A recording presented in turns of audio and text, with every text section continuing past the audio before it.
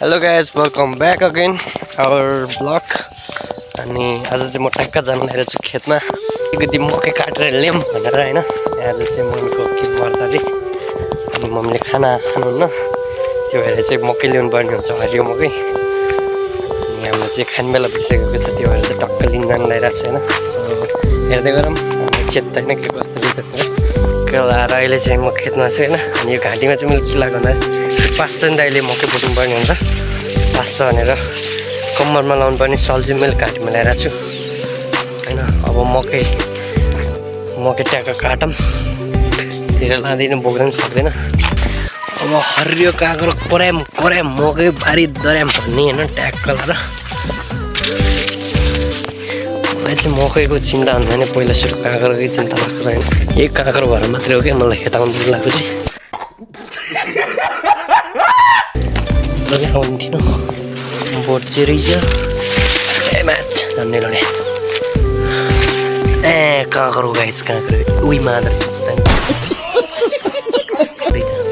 दुइटा है ल्याले नटिपौँ गाइसहरू यहाँ पनि झुमेर रहेछ काँक्रो त्यही दुइटा जस्तो छ। ओहो रहन्छ त्यही चिचिला होइन खानुपर्छ। ए ठुलो भएको काँक्रो भयो भने खाइदिन्छु म त। अनि हामीले अस्ति नै बिउ राखेको थियो, बिउ चाहिँ यत्रो भइसकेको छ होइन। टक्कर रोपेको भ्लग पनि ल्याउँछु मैले। हिसाबले काँक्रो छुडेँ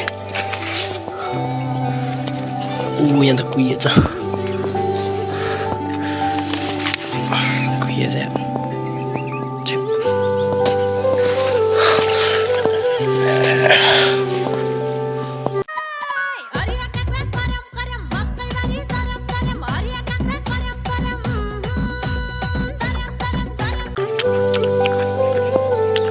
खासै मिठो चाहिँ छैन है।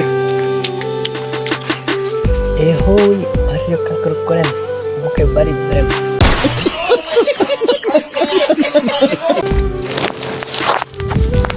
म मकैको हत्या गर्न गइरहेको छु, कुरा चाहिँ कसैले नपाउ।